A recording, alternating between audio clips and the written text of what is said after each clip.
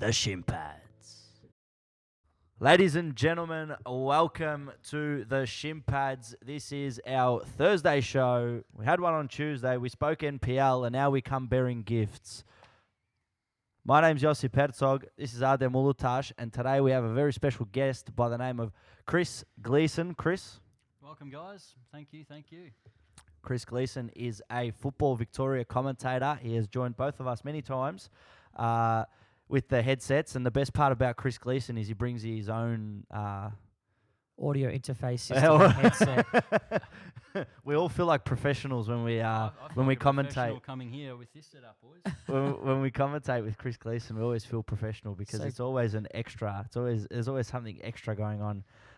But yeah, all around great guy, fantastically knowledgeable with football and AFL. You know a fair bit about AFL, but we don't care about that. No shin pads. No, No shin pads in AFL. This No, this none of that. podcast is for those that are looking into sports broadcasting. If you ever want to look into sports broadcasting, I'm going to be going it through with Chris Gleeson. This is going to be the podcast for you. This is going to be the episode for you. Ever been wondering about commentary in any type of sport? This is the man to talk to. This is the guy that got me into sports commentary. That's the guy that got me into sports commentary. Pay it forward. Now it's about time you get someone into commentary, I reckon. You've got Next time. enough practice. Yeah. It's about time you do something. One of the pros now, man. Yeah. Maybe. I hope so. So, Chris, tell us,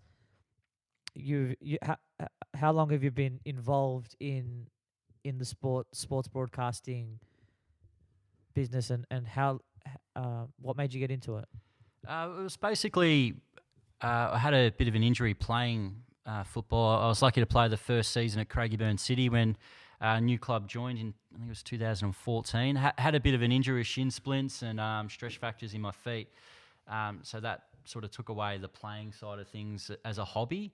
So after that, I decided I want to stay involved. I want to have something extra because my work life was quite busy. I wanted to have, a hobby outside of hours. It's something I enjoy. And I've always been interested in sports broadcasting, whether it be AFL or football or cricket or anything like that. So what I did is I just went to actually Knight Stadium with a little clip-on microphone to my iPhone Yeah. and just sat behind the quarry end of the goals and just practiced commentary for, I think it was Melbourne Knights and Kingston City that stage, and just learned and practiced different things. And when I felt a bit comfortable, without even meeting him, I sent that audio to Teo Palazzeri because I saw that he was doing a radio broadcast weekly of the NPL. So I decided to send it through to him. He was able to, he actually listened to quite a bit of it. And then he got back to me and said, well, can you meet me on a Monday night at Kingston? I think they were playing Hume that night. We'll have a chat about trying to get you involved. So had a chat to him, and then he threw me in, I think it was St Albans versus Moreland City in a cup game, a lower sort of level entry cup game, and I commentated that and really enjoyed it. And then from then, that sort of got me started, and I found that passion for broadcasting, especially the NPL. So you went out and you created your own opportunity. Just went out and created my own opportunity. I didn't want to go to Teo until I felt comfortable with doing it because I've never done it before, so I didn't want to just jump in and do it. I wanted to practice. I did 3 or 4 games, I think, in the NPL, and when I felt comfortable with my knowledge of the league and the players and style of broadcasting as well, then I sent it to him, and he got me started. And then from there on, I was doing a couple of games a week in the NPL for the old Mixer FFE radio. Oh broadcast. yeah, that's the one. I've done a couple of those as well. Yeah. When I started, that's when Mixlr was sort of on its way out. Yeah, that's it. So that was a great little app and a great way. You're only getting like 12, 13 people listen to you live. Yeah. Radio is not the greatest medium for football. Yep. Especially because you get a lot of long periods in the NPL where the ball's out and you're waiting for them to throw it in and stuff like that. But it was good for highlight packages. But see, that's the thing. It's funny you mentioned radio. Now, I did a bit of radio when I first started, and then I just did the broadcast because there is no real sort of opportunity to do radio now. But it's funny how you mentioned that in terms of radio broadcasting and sort of video broadcasting. When there's when your viewer has something to watch, your commentary is more based on sort of going. Sorry. It's more based on, tactical knowledge and stuff like that. But when you're talking radio, it's about actually painting the picture for your viewer. You got to be. It's probably harder to commentate radio than it is for video broadcast because it's. Are you okay there? Yeah, you seem so uncomfortable, and it's Do making you know what both it of is? us Do you know what it is? uncomfortable. Do you know what it is? that you're It's his uncomfortable. gain is up so high Yeah. that I can hear the echo of each microphone. Yeah, but the only reason I put his gain up. So it's just like was it's. because he was Yeah, I know, but away from it's it. like I'm hearing like 3 different Well, voices then at take once. this off, and you won't But have an this issue. is what they're listening to. This is what they hear. Is that what they hear? Yeah, this is what they hear. Yeah. So it's like echoing. So we just need to turn his gain down. All right, turn the gain down. We'll start again. No, it's all good. Just edit it out. I turned your one down. 1, 2, 3. 1, 2, 3. Another audio check on the run. Yeah, okay, that's better. Are you happy with that? Yeah, You're better. happy? Yeah, Yeah? better. Because You're Sorry happy about on that, that? you being that uncomfortable just made both of No, us it was just uncomfortable. weird because I was like, I don't want people listening at home to be like, See how much he cares about you guys. Like- Echo, Do you see how echo. much yeah, he I don't want cares it. I don't about want it you to guys. echo. Yeah, go on. Yeah. Sorry. You care It's so it's much. actually a lot But better. yeah, look, it's a lot harder to be on radio. You know what I mean? And I feel like the fact that I got to experience radio broadcasting before video actually made me a better commentator. Yeah, I agree with that too, because with the radio broadcast, you really have to paint that picture, describe what's happening, and you got to use your excitement in your voice, or it's a build up to attack. You sort of raise the voice a little bit, so people listening can think, oh, something attacking might happen here, might get a goal here, and so you got to use your voice a bit different that way. But when you're broadcasting on the stream, everyone can see what's going ahead, so it's more about not describing everything that happens, but let the game breathe a little bit, especially in the final third, like a bit of a scramble in the box, instead of describing, oh, the ball's here, it's ricocheted here, can they get a goal, can they do this? Everyone can see what's happening anyway. Yep. So you just sort of let that breathe in those sort of moments a little bit and let the viewers see what happens, and then get excited basically as the ball goes in the net, that sort of thing. And there's definitely different techniques between the radio and the streaming. Like even this year, my first game that I did this year was on the stream was Pascoe Vale Bentley, and I probably talked a bit too much describing things because I was used to the radio. So then you make that slight adjustment, and now if I go back to doing a radio broadcast, which hopefully I'll do later this year with the ABC and the A-League, that there'll be totally different styles between the streaming and the radio. you gotta mix it up. But I guess that's it at the end of the day. Knowledge is power. So the more you can learn and the more you can adapt with the different styles, the better it makes you. But it's interesting because since I've started commentating and stuff, like the people that know me, sometimes when I'm walking around or around the traps and stuff like that, like people ask me questions about it and all that, and that's why I'm glad that we can have this episode, because now all the questions that people have asked me, I'm going to ask you. Okay, go ahead. Fire away, boys. How important is it when you have sometimes you're commentating by yourself, right? Sometimes you're commentating with a partner, with an analyst, with a co-commentator. How important is it to work together and not sort of run over the top of each other, but also always have at least one eye on the game? Yes.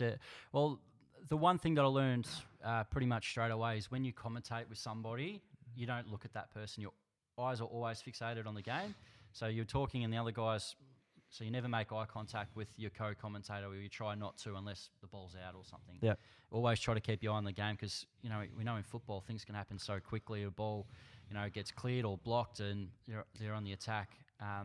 It's always good to have that flow with the commentator. You want it to be like a conversation with somebody. You don't want it to be a bit scripted or anything like that, or you just want the commentary to flow. But generally in the attacking third, where it looks like there is a build up to an attack, then sort of the co-commentator takes over that a little bit. So when you get into, I guess, the general chit-chat of the game and the league and all that, try to keep it when the ball's out or in defence, and when it's in the attacking third, then you really focus in on the game of what could possibly happen. And do you try pose, so when you're commentating and sort of, it's that Friday night, 3 degrees outside NPL Victoria game, and it's 0-0 till all of first half. 20, 25, 25, 27, 30 minutes in, what are you actually talking about? Well, how do you keep the listener engaged? How do you keep people? Because there's no real point standing there and be like, this person's got the ball, that person's got the ball. You know what I mean? People can see it. I always try to come into each game with a plan and try to figure out what the story is for that game. So I'll always, knowledge, as you said, knowledge is power. So before I do a game, I see how the sides are generally playing, sort of how their form's been. Individual players, learn as much information about the individual players as you possibly can as well too. And obviously knowledge around the league. So if the ball goes out for an injury that might take 5-10 minutes for a player to get treatment, so you've got to fill in that time, you can sort of go around the grounds, talk about the league a bit more and go into a bit more detail of different stories of players. And the best way to do that is talk to the players and talk to the clubs, because what I've noticed, especially in the NPL, is everyone is very happy to chat to you. And everyone's happy. If you're there to provide a service and help the league, everyone will help you out. And, you know, especially building up a rapport with the players, you can get some good stories off the players and that sort of stuff as well. So you can always find things to fill in the time when things get a bit boring and all that. Because I remember I did a game last year, a cup game. I think it was Richmond-Preston, 120 minutes at ABD Stadium in the freezing cold. I think there was one shot on target for that game until the 118th minute when I think Richmond scored. And it was the most and it went off. Cold, boring game. Yeah. And I did that game by myself. So trying to fill in time, you've basically... You feel a bit lost out there at some stages. Yeah. You're just like, what am I even doing here? Yeah, but always invest in strong weatherproof jacketing, especially in the NPL. Especially if you go to Hume, that scaffolding Hume's there. very cold. Well, Broady Valley Park. Yeah. Yeah, 'cause it's so open. Yeah. So in terms of your preparation before the match, how long does the preparation start? Does it start like a day, 2 days, 3 days? And what are the things that you do to prepare yourself before the match? If it is like do you write things down? Do you learn everyone's and then also do you prepare mentally a specific way? Do you do some sort of like meditation or ritual before you start? Basically, I like to have a beer and a feed at whatever ground I am before the game. That's my relaxation. Yeah. That's my favourite commentator. Yeah. Me and Yoss would normally have a Croatian beer or something like that, and we have a bit of what did we have last time, goulash at the Knights game before the game. So that's the best part. The food in the NPL. So normally I like to have a beer. So what do you get under $15? At NPO, you get yourself a beer and a meal for $15. Hey, I got some free lamb at South Melbourne on Sunday. No way. That's a free lamb at South Melbourne. Hey, it was pretty good. Yeah, I think I had spaghetti there once, and and all that. So they always So your preparation, what do you do? I told you, beer. That's instead of meditating, that's my ritual, having a beer and food. As preparation goes, normally we find out on the Monday what games we're going to have for the weekend. So if it's one game or two games, normally I like to know that the form of the teams, the last 6 games, how they're playing. Look at the ladder, see how they are ranked defence and attack, and so I get a feel of how the sides play. Normally each week I look at the highlights and that as well, and see how sides are scoring goals or how sides are conceding goals. So you sort of know a general way of how sides sort of play, and you can sort of bring that into the game. So that's a bit of knowledge that I like to do, especially when people can see what's happening in front of them. So that basically I'll always write down the form of the sides, the goal scorers, how many goals are scored of each player. That's that general information. The next 4 games that they sort of play. So it's pretty general information, but at least I know that in a broadcast, if I can't remember how many players that certain players got, I've got that information in front of me. So that's sort of the general, I guess, homework sort of stuff that I'll have in front of me. But before I do a game, off the top of my head, always know the players' names, always know the players' numbers. So when you call the game, you've already got that identification. You don't have to think. Yeah, but how do you work that out? Practice. I've been lucky that I've been in the league for 3 or 4 years, so I generally know the league pretty well. But I'll always look at the lineups or the. So if you were to go up to 2 teams that you didn't know, like say one's in the NPL South, I think I have Australia. the answer for this question. You write down all the damn players' names. Cool, You cool. write down We're all the asking damn Chris, players' all right? numbers. We're asking Chris. And you study. You want a podcast? We'll make one about you. How do you do it? Yeah, that's exactly how I do it. Fuck. Basically, Study. You're a stealer. Stop stealing people's shit. and before I do a game, because I went through this with Josip when we did the cup game with South Melbourne, where he got me to pick out a player's name and he told me the numbers and stuff. Do you like my clipboard? Yeah, he's like little clipboard. He did proper professional Josip. Yeah. So they teach you Yeah. the Croatian Herald. Yeah. Hey, that's all from Chris and Teo, mate. Chris, that's all taught Chris from Chris and and Teo. yeah. So that's what you generally try to do. So when you call a game, you want it to be natural. You want to have the information with you already and memorize as much as you possibly can, and just have a little cheat sheet just in case you need it during the game about certain things that you don't quite remember off the top of your head. But players' names and numbers is something that I think to do it properly, you have to know the pronunciation of the player's name and their numbers, and you've got to have that information with you before you do any game. So then when you call the game, you just focus on the game, and it's better for you that way. Yeah. So where's the craziest place you've ever commentated in? Like where has it taken you? Where you've Give us a commentary story. give us something that Not really the craziest, because I've only really commentated in Victoria. So hopefully hopefully place. hopefully to try to do a bit of Careful. NPL, Don't get burnt on New the South lamb Wales. grill. But the craziest game I had Don't was get burnt on the Lamb grill. the lamb grill. the craziest game that I did was me and Ante Jukic did a cup game. Oh, yeah. Basically with the quarterfinals, I guess that final win gets you into the National Cup last year when it was So round 7. Round 7, Port Melbourne versus Moreland Zebras last year, and at Port Melbourne. Was that when you were suited? Yes, when That I was when you were suited. suited. Yeah. Yeah, Suited you up. check that one out. Had to send that suit to the dry cleaner because where we were set up is right down on the fence on the far side Listen of the to pitch this. at Port Melbourne, and then we had basically like a Bunnings pergola, sort of fold-up pergola under us with all the electrical equipment with sportscast and that, me and Ante doing it. And then a monsoon basically happened 15 minutes into the game, and rain was pouring in. We're trying to cover all the equipment as we're commentating. Then the whole thing just ripped open in front of us. So we just got absolutely soaked in this broadcast. Lucky it wasn't my equipment, and sportscast had everything insured and all that. But trying to commentate there in the driving rain, basically with a bit of plastic over our heads, trying to stay out of the conditions. You see that at NPL a lot. There's not many places that are properly weatherproof. So as you know, it's good for most places will have stands or something that patrons can sit in. But when you're trying to film from the other side of the ground, it's you're stuck in the weather a little bit. So that was pretty crazy. The question I've got, right, the one thing that was when we went to the Hume City versus Oakley Cannons game, the round 7 qualifier for this FFA Cup, you were commentating that one, and where you guys were commentating from, there was a commentary team on the grandstand side, and there's actually a little cutout area where they have for broadcasts. So I got a question: can NPL Victoria broadcast from there when it is like shit weather? We have in the past. So the Doherty Cup final a couple of years ago, it was good weather, but we filmed that Doherty Cup final from the grandstand. So when I used to do a bit of work for Hume City, I was doing most of their games for a radio or for the highlights for the commentary. That used to be my little cutout area. I used to always set up there. It's only with... So that was Gleeson's box. That was my box there. Now we had Turkish radio in my box that night. We were broadcasting. So, but the reason we do it from the scaffolding is when you're doing it for a stream, you want it to be the best vantage point for the camera. Hume City is pretty good because you know at either side it's pretty good. But if you do something like Pascoe and they've got that stupid light pole in the middle of the grandstand. Yeah, that's so weird, Yeah, man. not sure about the designers at Moreland City Council about that one. But Yeah, CB Smith Reserve is very, very weird.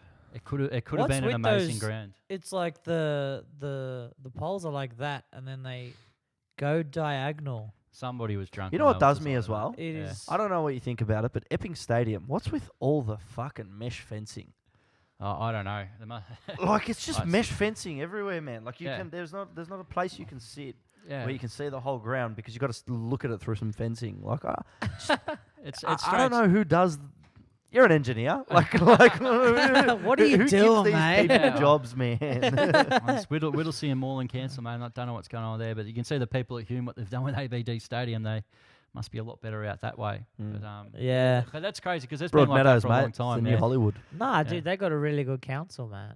Yeah. Apparently, the dude that was in the box that What are day. they? That's Hume. Hume City Council, yeah, Council. Hume, yeah. It's Hume City. It's in Hume City, yeah. Council. Well, City even Council, Hume yeah. City Council, just slightly north, Roxburgh Park and Craigieburn have had teams the last 5 years. Yeah. And now this year they've moved into brand new facilities and Yeah. they're better than NPL clubs. Seriously, Yeah. it's All outstanding. right, mate. what Don't they've talk got. it up, mate. And this is this is Hey, this hey, is hey, a state hey. league 3, state Hey, league. hey, know? hey, Watch hey, your mouth. Yeah, hey. yeah, My council's doing pretty well too. yeah. We just got an A-League team. My Yeah. council. Yeah. Wyndham? Yeah. Huh? Nah, No. Caroline Springs, bro. I'm Fraser Rise, mate. Oh, okay. I'm Melton City Council, mate. Oh, you in Melton?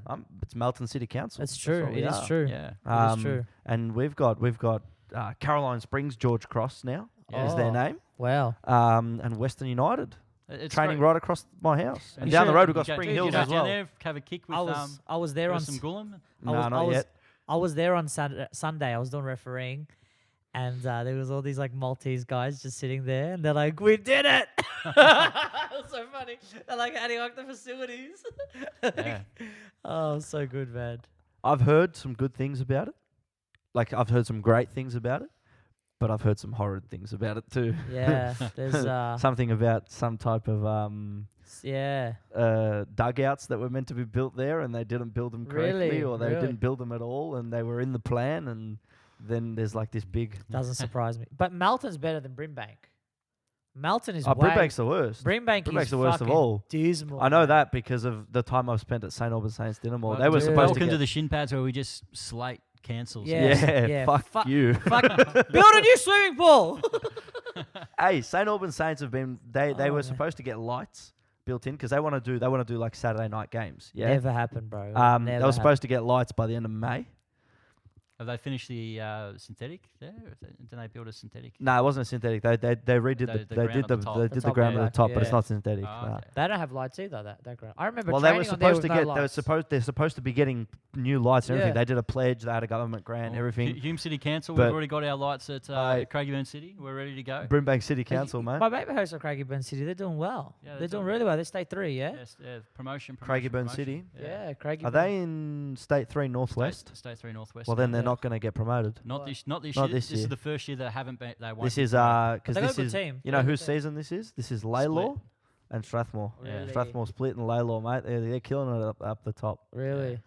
Laylaw's 2 points in front, and Yeah. then Strathmore's like 5 points in front of third.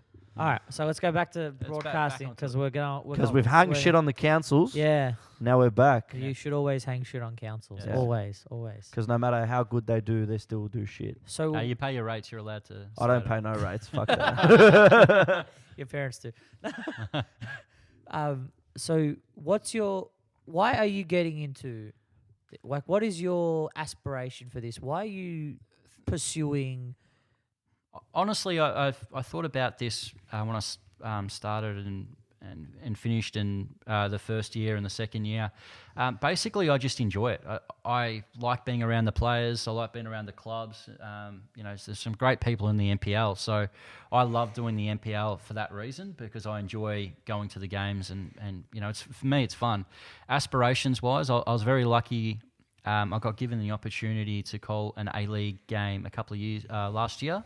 Or not last season, the season before, on ABC radio, and I really enjoyed that experience. And I'm very lucky that people like Ned Hall at ABC have given me opportunities in the last couple of years when there's been availability to call A-League. So that's given me the opportunity to do it at a professional level, and I've really enjoyed that. So now I see the aspirations of just continuing with the NPL, just enjoy what I do, because to me it's basically a hobby, not a full-time career pursuit. So if I get the opportunity to do more ABC games, or if there's opportunity for FFA Cup streaming or anything like that, I want to try to do a bit of AFL as well. Maybe try a bit of VFL football, and then None of that. see what I can do that way. A bit of cricket as well too. So Maybe some basketball. maybe not basketball. Maybe not play basketball. Live wrestling. So there's plenty of opportunities to do Netball. different things. Yeah, netball as well. So you Lawn mentioned balls? You know, watching lawn you balls? mentioned ABC A League. How does that work? Are you guys so A-League is Fox Sports, right? They have sort of the main commentary position, but how does it work with the ABC? Are you guys sitting pitch side, or are you guys up the top? We're as actually well? right next to Fox Sports, so you interact with the Fox Sports commentators and that. Oh, as it's well. great. So if it's at Amy Park, the media centre, Fox Sports are right. The Fox Sports are right in the middle, and then right next to them is ABC's little box and SEN as well, who broadcast the A-League. So that's cool. So what are we the interact with all the media That'd be people. crazy. So you said you've done one game? I did one game the first year. I think last year I did 5 A-League games. Yeah. Melbourne City, Melbourne Victory games. So that's cool. yeah, it's really cool, especially you get to interact with, talk to obviously Teo Palazzeri did a couple of games, which I know quite well, and he's a star. Yeah. Simon Hill have done a few games, Andy Harper and those guys. So have you met Brenton Speed? Yes, met Speedy too in one of the games this year. So he's and speaking to him too, the way he prepares for a game is like no other.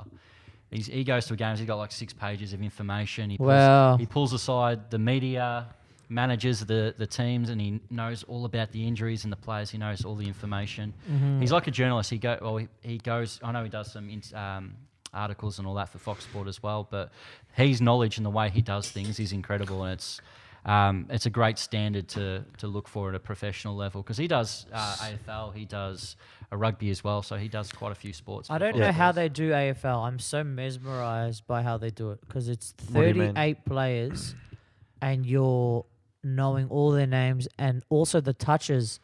It's like you're at the horse racing every single play. Yeah, Have you ever tried it?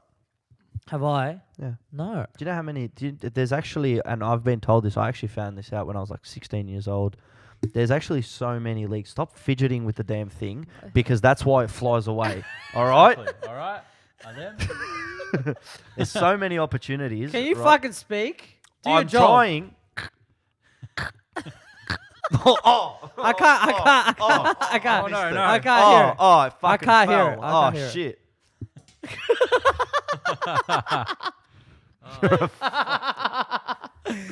There's so many opportunities to do commentary in regional like Is it really? football games. Yeah, I didn't know that. Aussie rules. There's Heaps, man. There's plenty of opportunities if people are willing to do the work, and as I said, you've got to create your own opportunities with this. Nobody's going to just say, "Here, try this," and jump in and do it. You basically do your preparation, and then put your name forward. And if you just gotta go out and grab it. You've got to do a good job at the start, or give yourself a good level to build. Yeah. And then opportunities find you. I think that's the thing at the end of the day. I mean, you could literally just grab you and a mate and you go off to some fucking State 5 game With a beer. with fucking 6 beers. 6 beers. Ones you've smuggled into the plate. ground. And a plate of meza as well, all this dry meat and everything. Doesn't matter, yeah? And you just, you do a bit of pre-game prep, right? You rock up and you just commentate. Yeah. Someone's going to see you. I was asked to do it. Actually, Someone's going to see for you a and club. they're going to say, "Hey, do you want to commentate for us?" And do it on a video thing. Like 100%. it's 100%. it's so easy to just go out and do it. But like you say, Chris, you just got to go out there and make your opportunities. No one's going to come up to your door and be like, "Hey, here's a job at Fox Sports." No one does that shit. You gotta make it. You know what I mean? Like you have to. If you look at Teo Palazzeri, who he started at, I think he did a bit of regional work first. I think basically it might have been up near the Murray or something like that. So we went up there, did a bit of journalist stuff. And He's familiar with the Murray, this one. Yeah. And then he did a bit of EDFL football before getting the opportunity at Football Victoria. And he's gone out, he's bought his own equipment. It's not like Football Victoria said, completely can you broadcast invested. games? Yeah. He was completely invested in learning and improving. And you could see how he is now. I was so happy for him a couple of years ago to get the opportunity with Fox Sports for the Heidelberg versus Perth Glory. I think it was Perth Glory game where Kenny Athieu scored a great goal to win that game for Heidelberg, and he got that opportunity from about 6 or 7 years of really, really hard work and trying to become a broadcaster, and now he's gone to a next level. He's called Matilda's games, and He's even travelled. I remember he went off to Jordan to I think the Asian Cup for the Women's Asian Cup. So he's had the opportunity to do that because he's done the work, and he's enthusiastic. He loves what he does, and well, even this campaign, just that I think it was the Netherlands game that he called. So right before the Matildas went off to France, he commentated the Matildas That's one thing Netherlands that I game. find really hard to do, commentating games off a TV screen. So that's an in-studio broadcast. I think I saw that on Instagram. He posted up on Instagram. I was like, where's he in the? Is he in the Netherlands? Where'd he go? Yeah, But where is he? he's even though with the away Asian Champions League games, he's commentated them ones like when Victory play in China. Or So something that's like just that. you in a dark room In a with dark room. 2 TV screens and just It's amazing how that happens Commentate. too, because even Mark Schwarzer has done that with beIN Sports in a studio commentating Bundesliga. So, But I guess that would be the same for like motorsport. Motorsport would be solely off a screen. that would be a Yeah, product. yeah. That would Yeah. Be, So if you, because by the time you try to commentate, the car's just flown past you. yeah. Raikkonen. Yeah. he's the only driver you know. I know a lot of drivers. What are you talking about? Do you? Yeah, Sure. yeah, like Carlos Weber. Carlos Weber. You guys know Carlos Weber? Carlos, is it? Josip? Is it Carlos? Isn't it Carlos? Isn't it Mark Weber? It might be Mark. You know when a comment's that fucking stupid that you just it doesn't even deserve. We need to turn up his gain a little bit because You need to fucking Do turn you know, up can your you turn up brain his gain gain. just a little bit? You need to turn up a little Carlos Weber. bit. Carlos Carlos Weber. Weber. It's like a Mexican barbecue in it, like the Carlos Weber.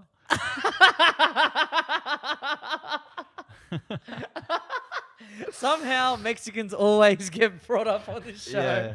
All right. Oh well. So Is- what is the difference? What's the main difference between radio and TV commentary? Well, that's what it basically is just the opportunity to, when people see what's happening in front of you, you don't really have to describe the play much. So you don't have to describe every possession. It's basically about creating knowledge for the people watching it, so they get to know the players a lot more, the form, everything like that. The TV broadcast or the streaming is basically building the story of the game and the league. Mm-hmm. So people at home can get the extra knowledge while they can watch the game. Obviously, on a radio, you have to describe it, most possessions and how the flow of the game's going, and really paint that picture, describe what's actually happening. So people, if they're driving in the car or whatever, they can, in their mind, they can picture what's happening in the game.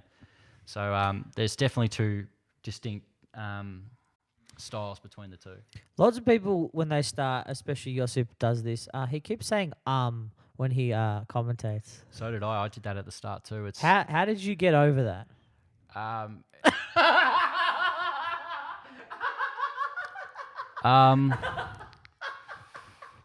Still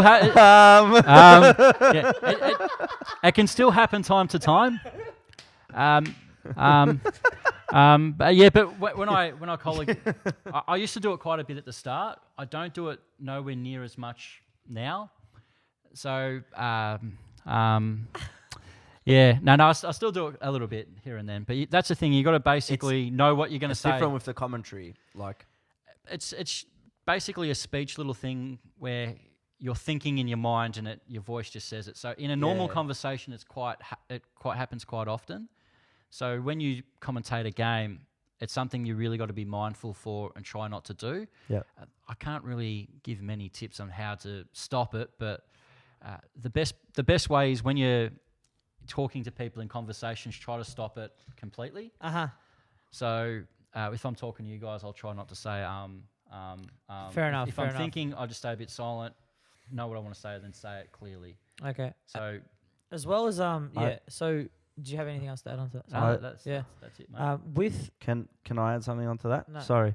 I once spoke to Teo, right? And he told me when I was having a chat with him about the ums and the ahs and all that. And I agree with you when you say that it is sometimes when you're thinking, it just comes out because it's just literally It's a filler. Yeah, it's filling up that time. There you go. you guys can say we don't. I don't care. But now that You you've just- mentioned you it, just- it stays. Yeah. It's like when one person Yeah. gets the hiccups, it's just, It or just someone goes, yawns, it's Yawn. contagious. But you Yeah. guys should But, you guys should be trained in this. You should be aware of this situation scenario of having the microphone in your face and not being. I love how meant to you say, just throw around you guys like. Yeah, well, like we all do this.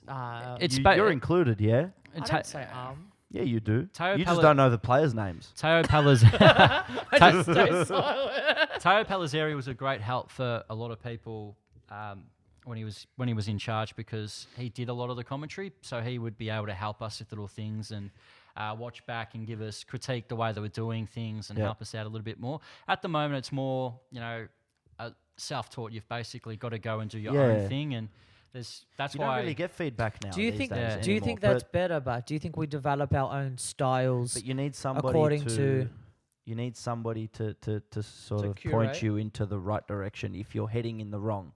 At this current point where we are now, nobody's gonna tell you anything, because you've got nobody who's really doing it. Yeah, Teo was leading it, but doing it. Yeah, but Josip, you're right in a sense. But if you look into comedy, you only dictate if a joke is funny by what the crowd reacts. Yes. And our We don't thing have a of- crowd. We do have a crowd.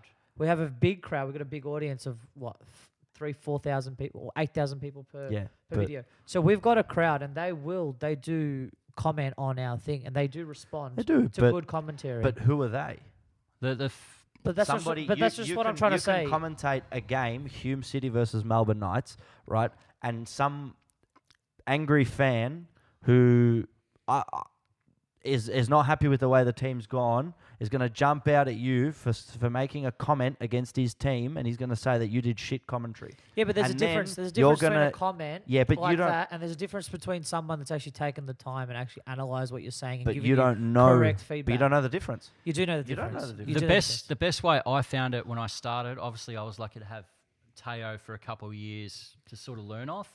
But what I did is I used to always watch over my games. So that takes time to do that sort of thing. But when you watch over your games, you can say, all right, I'm saying too much, or I'm saying the same word too much, and you can pick it up yourself and say, well, if I'm a listener, what do I sort of want out of it? Yeah. And then you can sort of self-do it yourself. It's that editing process. Yeah. So you might actually do a game you think you've done, I'm really happy with the way I went there. Then you might go over it and you might say, oh, fantastic, fantastic. You might say that 30 times in a half. Yeah. And you don't realise you've done it. And until you watch it back. It, so then you can be a bit more cautious. But it takes time. Because you got to, if you watch a majority of the game, you're looking at 90 minutes out of your time after the fact. It's funny you say that, because I've done it a few times as well, where I've just jumped on the TV, on the couch. It's good to hear your own voice too. With a beer, right?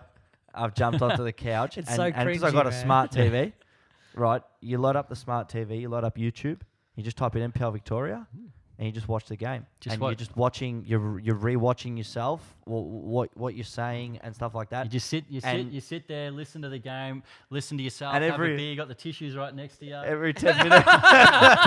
just hearing your own voice for 90 minutes. Yeah. It's fantastic. The tissues for the runny nose, mate. It's flu season. No, but it's the only way you sort of learn is if you got to self-critique. Teach yourself as well.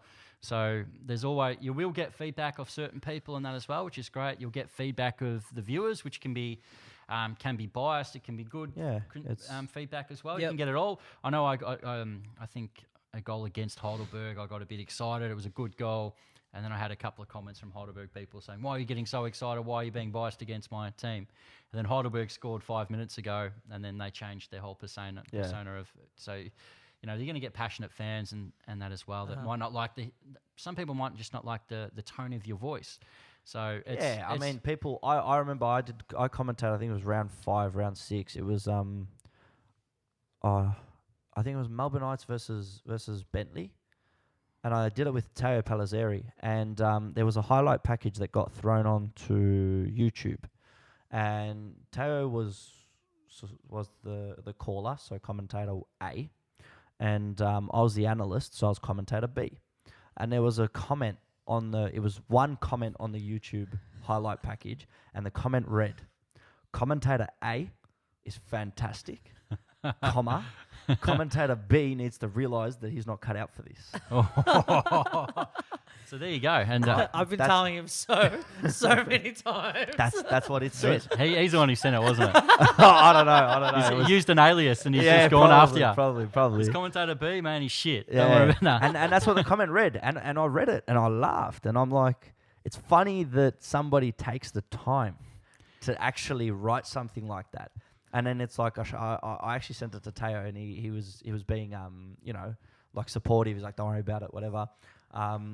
Which is a credit to him as well, and that just goes to show his personality, because even if you are doing bad, it's not about how bad you're doing, it's about what you're learning. Yeah, exactly right. That's what it's. I do got a story about another commentator this year. The first game on the stream I did was Pascal versus Bentley. I did it with Katie Lembeski, who does a bit of the women's football, loves NPL. She's been Green Gully media manager for quite a while as well, and she does love Green Gully. Yeah, she's a.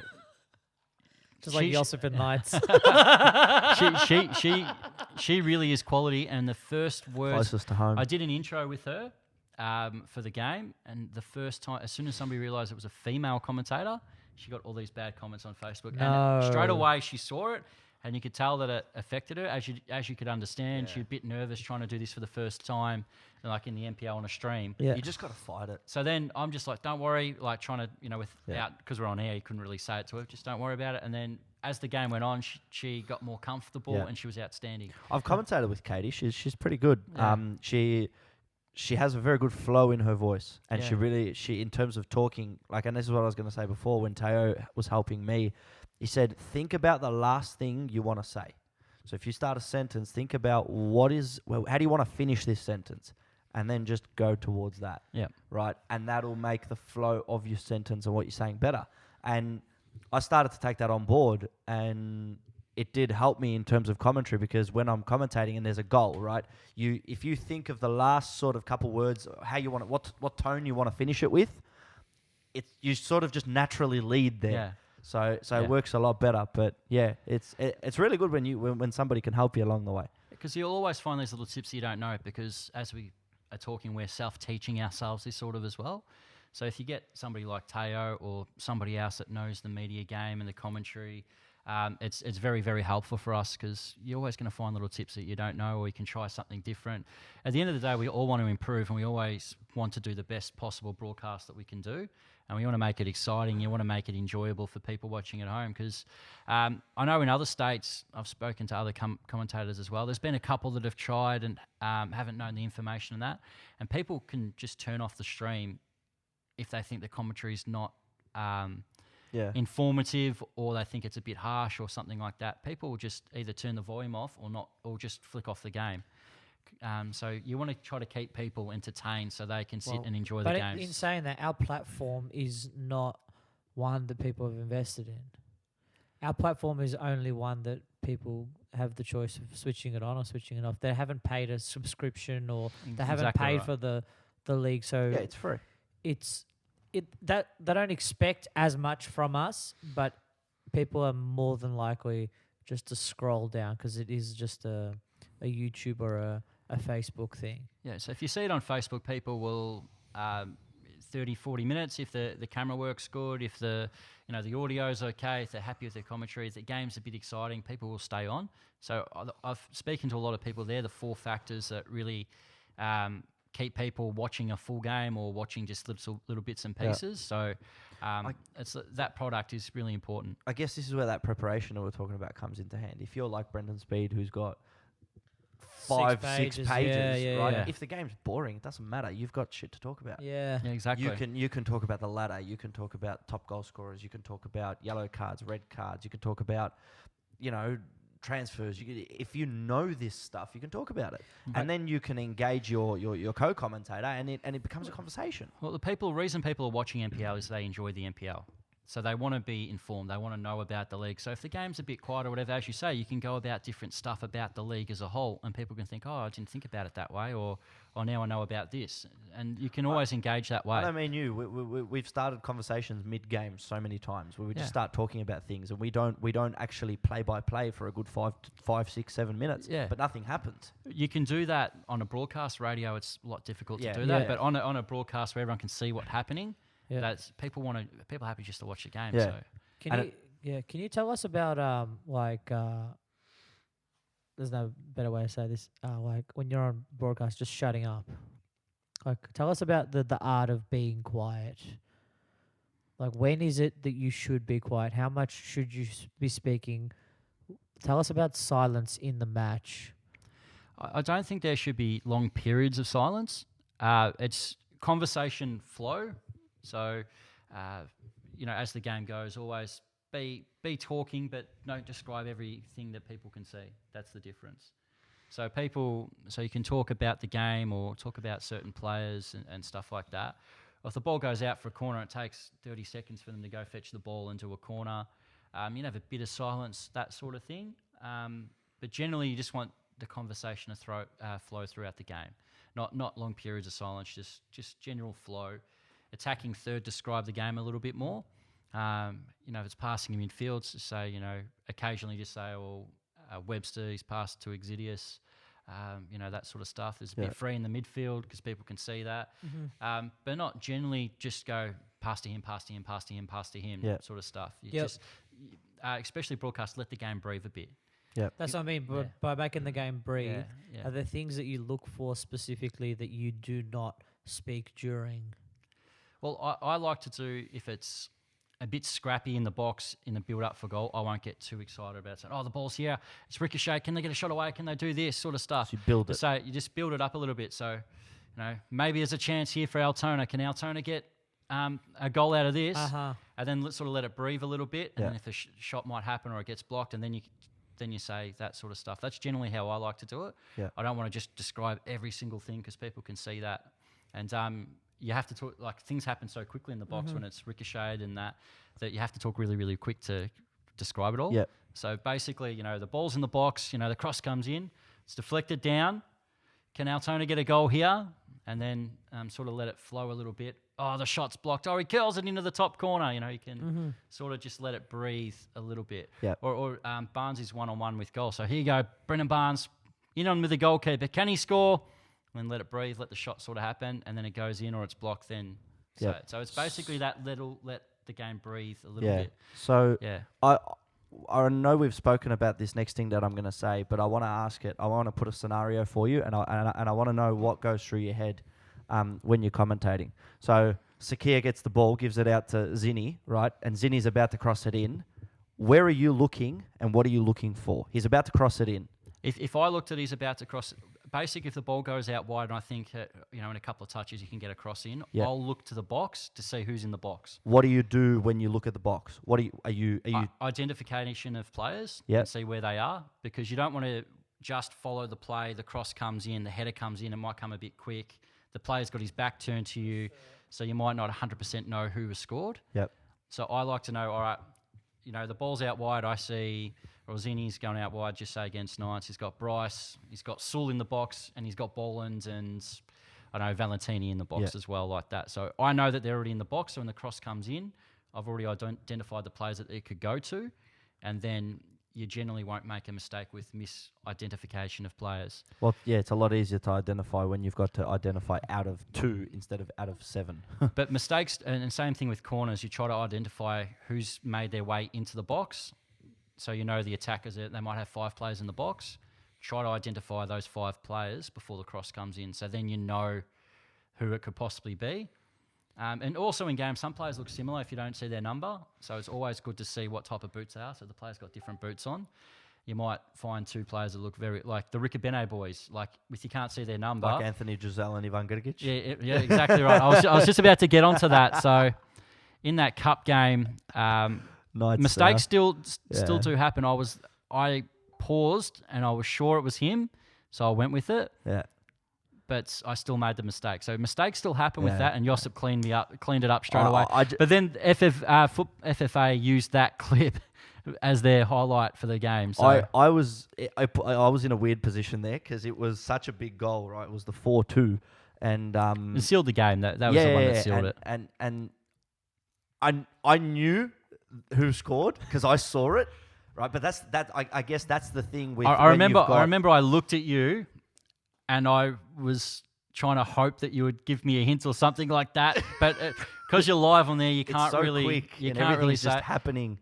And I didn't know what to do. And then when you said the name, I just thought I'm just going to yell out the right name and we'll just see what happens. And then just flow like it never happened. And we just went on from there, and that's it. But that's the thing. It's a good test too, because mistakes still happen. Yeah. But you've just got to do everything you can to eliminate it. And there's been games this year where it's been hard to see who the actual goal scorer is. So I'll let the game breathe, describe the goal a little bit, and then wait till maybe the player might turn around, and then I can identify him, and then I'll say it. So, the ball comes in, crosses in. Oh, it's in. Dandenong City take the lead. What a great header that was. And they've been on top the last 10 minutes. So, and then you sort of just let that go a bit, and then he turns around. And you say, and it's Luke Pilkington who scores. So then you can Would you then be like, sort of look at your notes and be like, scores his 4th goal of the season? Yeah, so and then you add a little bit of a stat like that. But like I said, in the box, it can be a bit hard to identify players sometimes, especially one side of the ground you're on. Some of the vantage points that we have aren't the greatest as well sometimes. So it can be a little bit difficult to say. I know I've done games this year from ground level. So that can also be a bit hard to see who scores. Definitely. But you've also got if you can't find the player as well, I always like to have the Facebook stream open with me. Yep. So that's about a 20-25 second delay. Yeah. So you can use the stream to identify the players if you can't identify them. And I like that as well, because it's sort of it gives you a second look at it. Yeah. And sometimes you need a second look. I know penalty decisions and stuff like that. Well, I know this weekend on Sunday, it was myself and Brandon Galgano, and it was the first time that I'd commentated with him. I've heard his name so many times around the traps, but I've never met the guy. Galgano. Yeah, and we were commentating together, and it was Caniglia. Deflection, yeah. And it came off Tom Alton, but as the ball came up and went over the goalkeeper, when you look at it from the naked eye, it could be a fucking mad chip, or it could have taken a deflection. And we've sort of talked about it, and as he's thrown it to me, the videos come up, because I had my laptop there. The videos come up, and I've looked at it, and you can really tell with the second look that it's taken that deflection. He's probably looking across it to the back post by the look of that, and then it's just taken the deflection and gone over the 200-centimetre goalkeeper. So take that Josh any Doran day of the week. Chipped him nicely. Yeah. But it was perfectly just pigeoned into the back post. But in credit to him anyway, Caniglia, what I believe, has been officially credited with the goal anyway, so you'll take that one. Yeah. Okay. I wasn't sure if. But I had a game against Heidelberg a couple of weeks ago where there was a bit of a scrappy near the goals, and Lazaridis poked the ball home, and if you slow that down, it's taken. Lazaridis has pushed it, and it would have gone just wide, and it took a deflection off the defender that directed into the goal. So he's eventually been credited with because Lazaretti said to the ref after the game it was an own goal, but everyone, including myself, everyone thought Lazaretti's has scored this. And even on the highlights, it looks like a Lazaretti's goal. Unless you slow it down, you can see it's taken that slight deflection. So things like that you can't really do too much about. But so who is your all-time favourite commentator? Me, I got...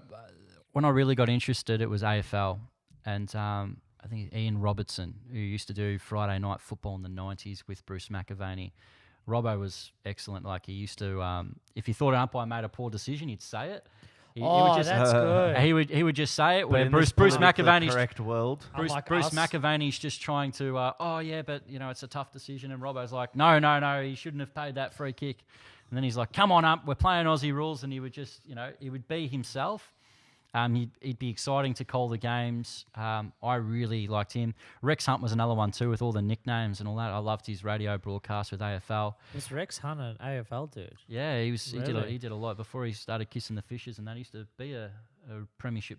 I think he was a Richmond premiership player, and wow. And then I did not know that. In the 70s, and then bloke is. Now is he sleeping with the fishes now? Yeah, no, he's still kicking, still going. Yeah, but he's not doing commentary anymore. I don't think. I think he finished last year. So that would be a good guy to get on, Rex Hunt. I don't know who he is, mate. Well, you better get your fucking fishing rod. Well, maybe we'll get him on. Try to get him on, and then just say, mate, who are you? Where are you from? He'll talk for an hour, so it'll be all right. He will? Yeah. So we can just who are you? And then just go outside for a smoke and let him talk. But if you think with football, Peter Drury, I think he's a wordsmith. I think he's an outstanding commentator. So he does a bit of the Premier League and the Champions League and that. If you look at locally, Brenton Speed and obviously Teo Palazzari. I love his enthusiasm, Teo, his knowledge of the game. Fuck, we better get throws in a few Simpsons quotes and all that as well. I like David Bashir. Really? Yeah. I like David Bashir, and I used to love Les Murray. Yeah, Les Murray was my idol. I used to love him. Watching games with him growing up he's the one who got me into football because I grew up in Craigieburn. It was it's more built up now. It's it used to be a pretty country town. It was a real bogan's place. It was basically until basically you We've got some weird places in Melbourne, I tell you. Well, basically you're mostly Aussie kids. When I went through, you're playing cricket in the summer, you're playing AFL, and you're a girl, you're a sissy if you play soccer or like soccer. So basically, I didn't really have much to do with the game until probably I was 12 or 13, and then I discovered the World Game on the Sunday. We used to have that 6-hour program, show games. Yes. That was it. And I used to watch it every week without fail. That was good. And so I used to show the highlights of the Premier League and stuff like that, and that's what got me into the game. That's what I did used to watch that too. Yeah, that was but for a great. couple of years World at school Game, like that, I SBS. didn't really say that I liked the game or anything like that because you Peer get made pressure, fun of yeah. and that sort of stuff. So it wasn't until probably 14, 15, I'm like, well, you know what? I'm a bit mature now. I love the game. I don't care what people think. Do you Yeah. remember Omnisport? Remember that was on? Do you ever remember watching Omnisport? Omnisport? No. So like the European Do you remember highlights. watching- That 30-minute Nah. program, which Yeah. just showed like it never showed any sports like matches, Do you? but it was Yeah. just like Bit bit of like training. Yeah. And it was exciting, but Do you never got to see any Do you remember games. that show on SBS, Nerds FC? Yeah, that was Never Remember saw Nerds it. FC? Never saw it. that It was just a bunch strange. of Yeah. a bunch of nerds, and they made them go into a soccer team, and it was No just way. like Yeah. it was funny as Football superstar and sort of that sort football of stuff. Yeah. superstar. Football Used to, superstar. used to be But also around. another one that got me interested in the local game is in the mid-2000s on Channel 31, there used to be the VPL show. So Yeah. Arthur, Channel 31, Arthur yeah. Akratitis used to do that show, and they used to show, I think, 2 highlights.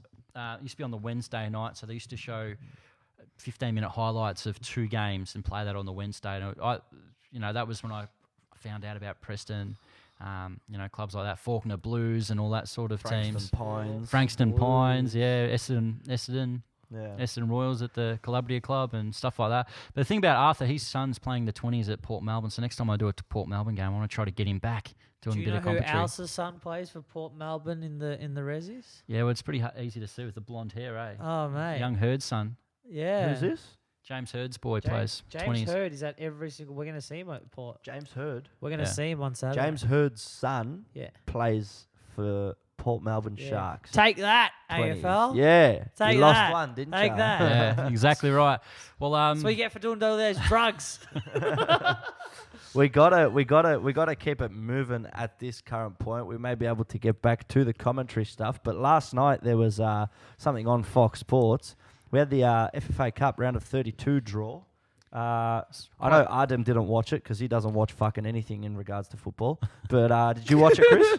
I didn't watch it either. You but didn't watch I it? just, Well, see, I did. Okay. I just thought I'd wait to see the draw, and to be honest, it's pretty disappointing type draw, Yes. Glamour. But there wasn't a real big supported NPL, member federation clubs. There's Yeah. quite a few of them that didn't make it this time. Yeah. So, got It's a few it's a weaker lineup than we're used to seeing in the FFA Brisbane Cup Premier League 32. clubs, and Yeah. the Canberra entrance at isn't the end even of in the day- Canberra. At the end of the day, it's What? good it's good at the end of the day for those clubs because those clubs will be they got their opportunity, if you get what I mean, to go on the national stage. That's what this FFA Cup is about. I mean, if we just quickly run through the draw, Sydney FC got Brisbane Roar, so A-League.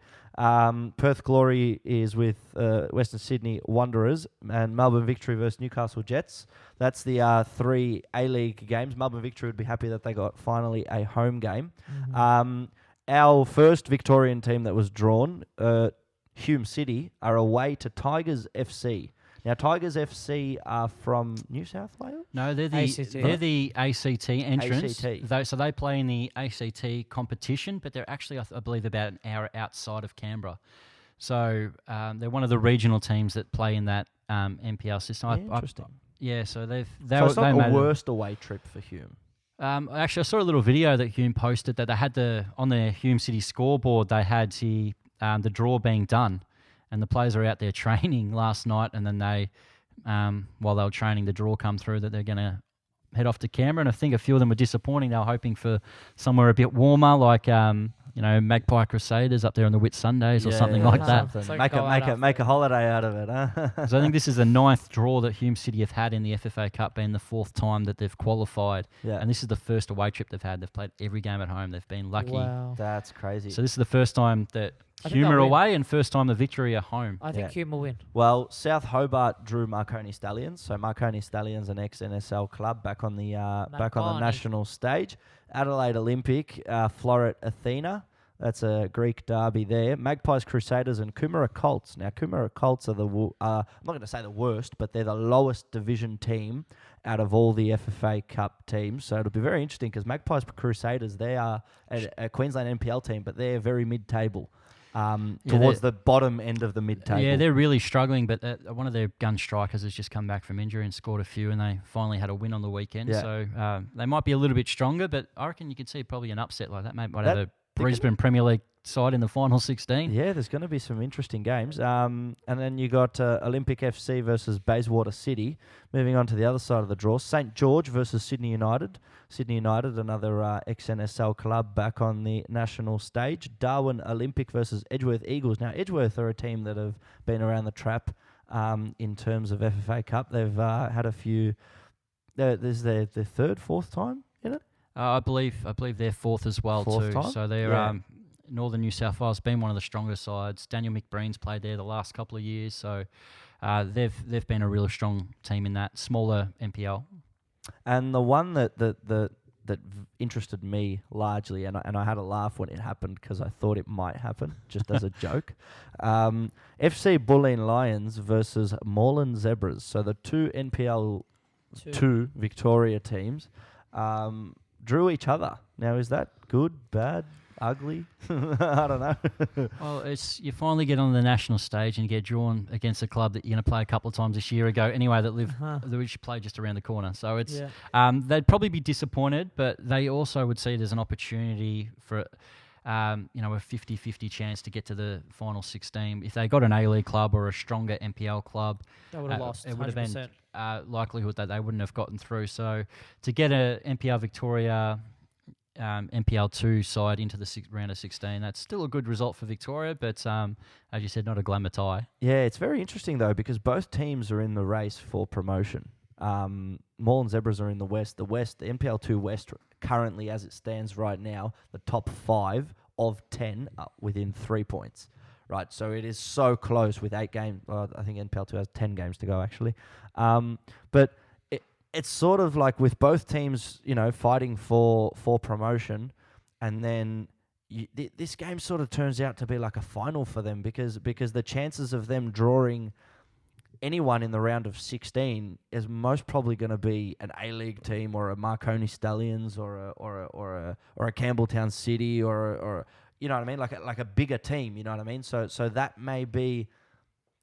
It's sort of like a final, you know what I mean? Like I don't know how else to put it. If you look at the Veneto club, it is an outstanding small sort of Facility, venue. You go to games where that's packed. I know Heidelberg have played Bulleen and had some big crowds in recent years.